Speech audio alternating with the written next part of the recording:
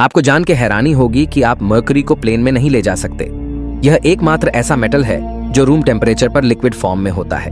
Mercury का एक अद्भुत गुण है कि वह कई अन्य मेटल को अपने साथ मिला सकता है, जिसके बाद यह एक मिश्रित धातुओं को जन्म देता है जिसे एलॉय भी कहते हैं। अब सोचिए, अगर आप मर्क्यूरी को प्लेन में ले जाते हैं और किसी कारण वह नीचे गिर जाता है।